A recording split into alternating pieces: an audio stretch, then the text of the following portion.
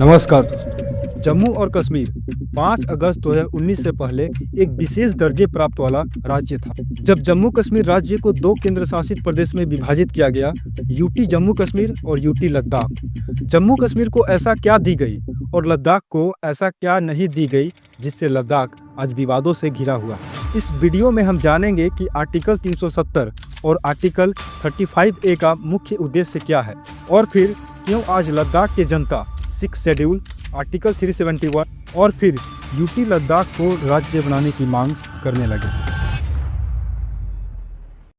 5 अगस्त 2019 से पहले जम्मू और कश्मीर भारत का एक विशेष दर्जे वाला राज्य था। जम्मू और कश्मीर राज्य के विवादों में आप अक्सर विशेष दर्जा शब्द तो सुने ही हों।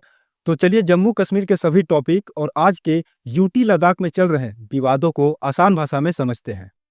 पर उससे पहले जम्मू कश्मीर भारत का हिस्सा कैसे बना और उसे विशेष राज्य का दर्जा कैसे मिला, थोड़ा उस पर नजर डालते हैं।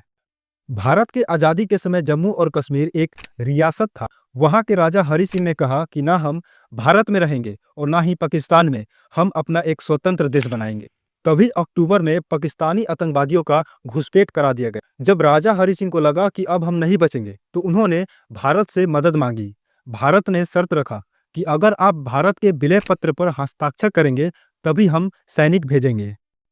राजा हरि सिंह ने 26 अक्टूबर 1947 को विलय पत्र पर हस्ताक्षर किए और फिर इस तरह जम्मू कश्मीर भारत का हिस्सा बन गया।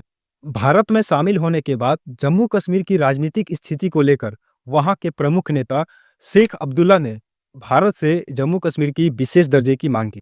वे चाहते थे कि जम्मू कश्मीर को भारत में तो रहना है, लेकिन उसे अपनी पहचान और स्वायत्तता भी बरकरार रखनी चाहिए। शेख अब्दुल्ला और भारत के नेताओं के बीच समझौता हुआ और उसी समझौते के आधार पर भारतीय संविधान के अनुच्छेद 370 जोड़कर जम्मू कश्मीर को विशेष राज्य का दर्जा दिया गया। आर्टिकल 370 भारतीय संविधान का एक विशेष अनुच्छेद है जो जम्मू कश्मीर राज्य को एक विशेष दर्जा प्रदान किया था। आर्टिकल 370 की मुख्य बातें। आर्टिकल 370 के तहत जम्मू कश्मीर को भारत के अन्य राज्यों से कुछ विशेष दर्जा प्राप्त थे। भारत के संसद द्वारा बनाए गए सभी कानून जम्मू कश्मीर पर स्वतः लागू नहीं होते। केवल रक्षा, विदेश नीति और संचार से जुड़े कानून सीधे तौर पर लागू होते थे। जम्मू कश्मीर का अपना संविधान और राज्य ध्वज था। भारत सरकार अगर जम्मू कश्मीर में कोई नया कानून लागू करना चाहता था तो उसे राज्य सरकार से परमिशन लेनी पड़ती थी। आर्टिकल 370 संविधान के भाग 21 में अस्थायी और विशेष प्रावधान के तहत रखा गया। जम्मू कश्मीर का अपना संविधान था और केंद्र सरकार का हस्तक्षेप सीमित था।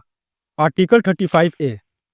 आर्टिकल 35A संविधान में संसद के माध्यम से नहीं बल्कि राष्ट्रपति के आदेश से जोड़ा गया था।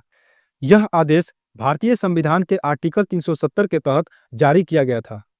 आर्टिकल 35A जम्मू कश्मीर राज्य को यह अधिकार देता था कि वह अपने स्थायी निवासियों को परिभाषित करे और तय करे कि केवल उन्हीं को सरकारी नौकरी, राज्य में जमीन खरीदने का अधिकार, राज्य के कॉलेजों में दाखिला और राज्य के सहायता योजनाओं का लाभ मिलेगा।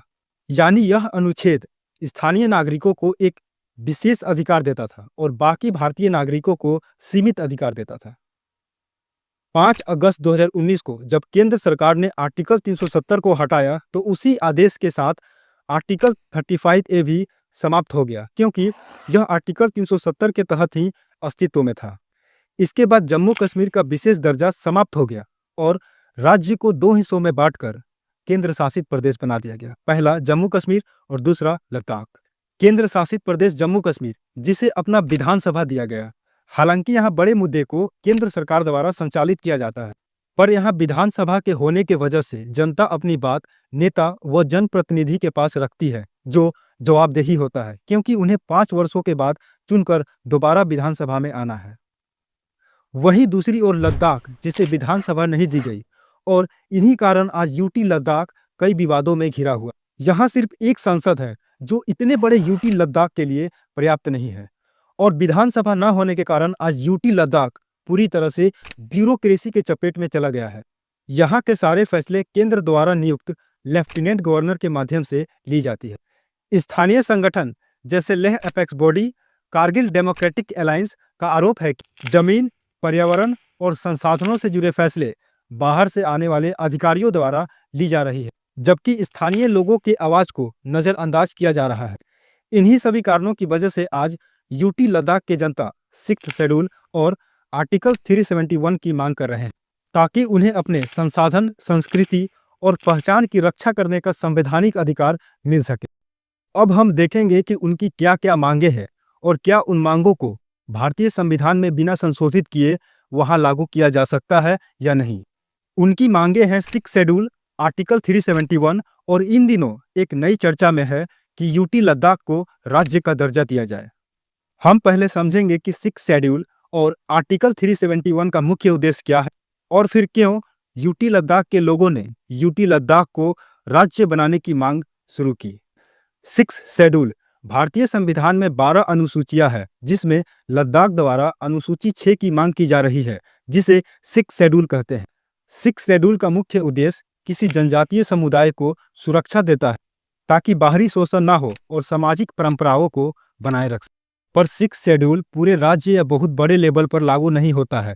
ये किसी राज्य के किसी डिस्ट्रिक्ट या छोटे एरियाज पर लागू होता है कि यहाँ पर इन्हीं जनजाति या इन्हीं लोगों का स्वायत्ता होनी चाहिए।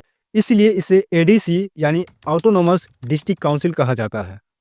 अभी सिक्स्थ शेड्यूल में पूर्वोत्तर के 4 राज्य हैं, असम, मेघालय, त्रिपुरा और मिजोरम।